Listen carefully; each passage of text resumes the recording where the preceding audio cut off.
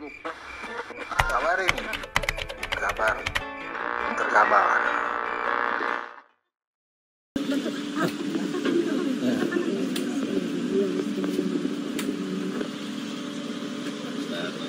Terima kasih.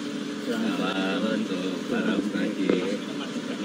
Dengan pembela Islam ini negara rakyat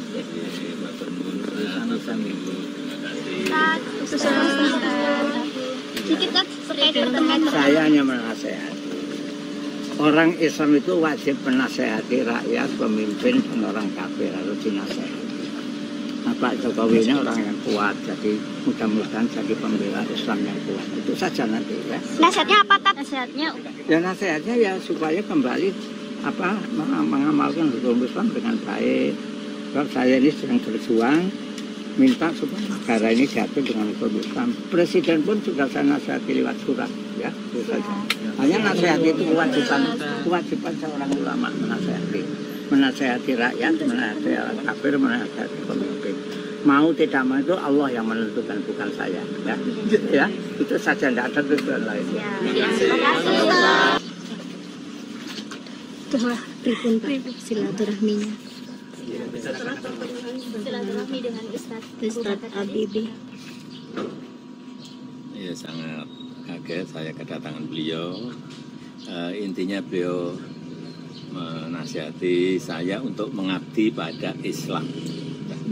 Itu saja. Oke, Mas Adli sendiri melihatnya bagaimana, Mas Adli? Karena kalau kita lihat apa yang disampaikan oleh Abu Bakar Ba'asyir, salah satu pesannya adalah fokus ke agama begitu. Apakah ini juga bisa dibaca bahwa udah fokus di agama aja, jadi jangan cawe-cawe dengan urusan politik tanah air yang terjadi? Saya kira itu kan datangnya fokus ke agama, itu kan dia datang minta Pak Jokowi itu menjadi tokoh Islam. Pak Jokowi ini kan secara agama itu kan lebih bagus, beliau itu kan orang secara taat, beliau sholatnya bagus, ya kan.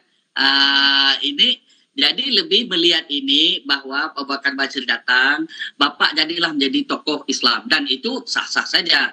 Dan itu bagi Pak Jokowi, beliau ini sekarang ini sudah menjadi tokoh Islam, tapi Islam moderat. Tapi dengan kedatangan Pak Abu Bakar Ba'asyir ini sama, saya setuju dengan Mas Agung tadi. Jadi kita bisa melihat bagaimana kepentingan bangsa lebih diutamakan daripada kepentingan sektoral atau kepentingan ego sektoral yang kita mainkan selama ini. Jadi saya lihat ini pertemuan dua tokoh ini, Pak Abu Bakar Ba'asyir dengan Pak Jokowi, itu menunjukkan bahwa adanya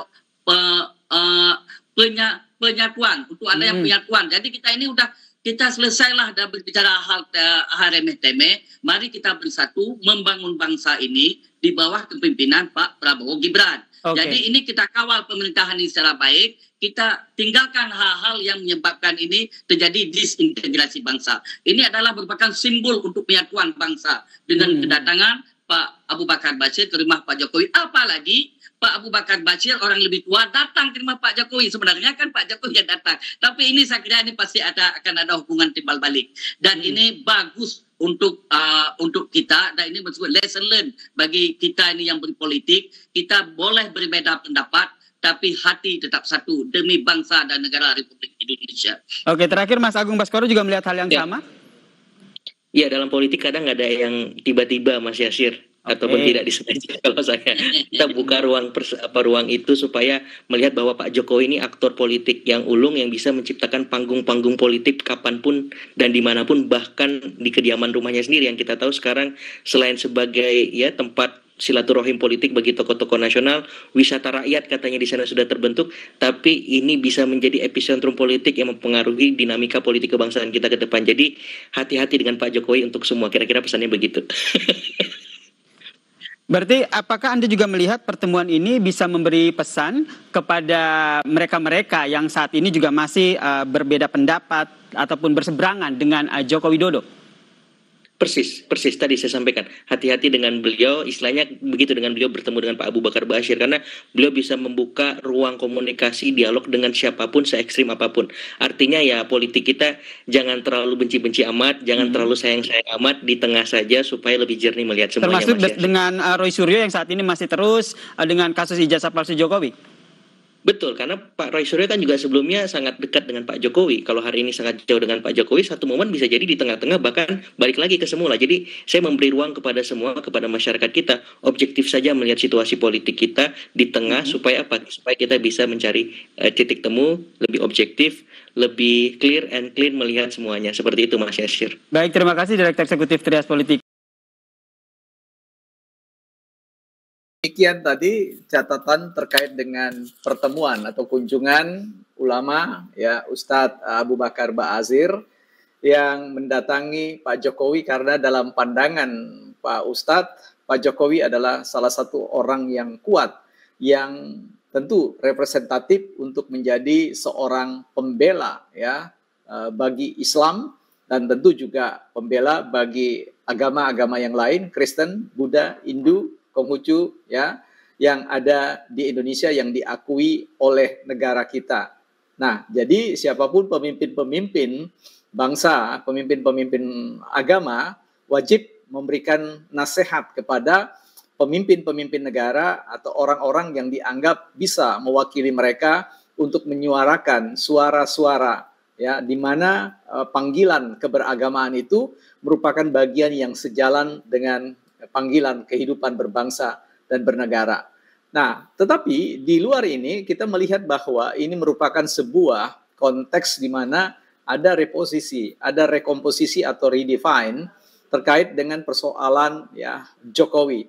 Ya, dalam posisi ini ulama atau Ustadz Abu Bakar Ba'asyir memandang Pak Jokowi sebagai pihak yang dapat diandalkan, pihak yang dapat dimintai tolong untuk menjaga ya marwah ya bangsa dan negara, khususnya melalui agenda-agenda keagamaan. Dan kita tahu semua agama yang diakui di Indonesia ini adalah agama yang baik, agama yang merupakan ya anugerah, blessing ya terkait dengan apa yang ada di bumi Indonesia ya.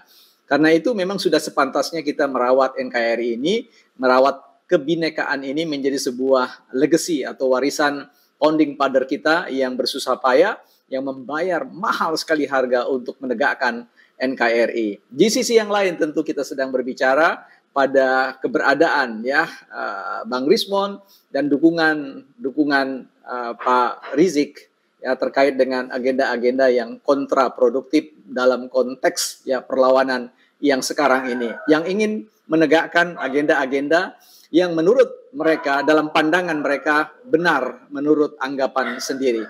Karena itu menarik untuk kita coba menelaah ini, memikirkan bahwa sebenarnya setiap orang sah-sah saja punya kemerdekaan untuk berdiri ya, untuk menyatakan pandangan pendapat, berkumpul, berserikat, apapun itu, untuk menyuarakan hati nurani mereka. Tetapi sekali lagi, dalam ruang demokratis segala sesuatunya perlu dipercakapkan dengan baik, perlu didiskusikan dengan keberadaban ya. Karena itu anasir-anasir sosial atau anasir-anasir budaya perlu dikedepankan, bukan dalam rangka untuk saling diperhadap-hadapkan ya, saling dikonflikkan, saling dibenturkan satu dengan yang lain, tetapi menjadi titik tengah atau jalan mediasi, jalan konsultasi, jalan kompromi untuk melihat manakah sebenarnya titik-titik mediasi yang bisa diupayakan untuk membangun ya kehidupan berbangsa dan negara. Segala bentuk ya nuansa perpecahan itu sebenarnya, apalagi berbicara merendahkan tokoh-tokoh yang sebenarnya diakui bukan hanya secara domestik, secara nasional, tapi juga secara internasional, itu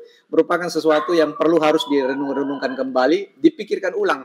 Apakah memang selama ini anggapan kebenaran pada pihak-pihak tertentu itu layak untuk diteruskan? So, kalau begitu, saya kira ini merupakan titik penguatan bagi Pak Jokowi untuk mengatakan banyak orang berharap pada bahu Pak Jokowi, pada Pak Prabowo, dan juga pada Pak Gibran. Kita tunggu apa yang akan berlangsung, bagaimana komentar-komentar netizen dan publik terkait dengan perjumpaan ya. Nasihat yang diberikan oleh Pak Abu Bakar Ba'asyir ini kepada Pak Jokowi untuk melakukan agenda pembelaan terhadap agenda-agenda Islam ya. Dan sekaligus kita menitipkan juga bahwa banyak pemimpin-pemimpin agama yang lain juga sedang menitipkan ya agenda-agenda kekristenan mereka, ya kebudisan mereka, kehinduan mereka, kekonghucuan dan yang lain-lain ya dalam konteks format-format yang lain, sampai pada paguyuban-paguyuban kepada pihak-pihak yang dianggap bisa menjadi tokoh yang akan melakukan advokasi atau pembelaan terhadap kehidupan bangsa.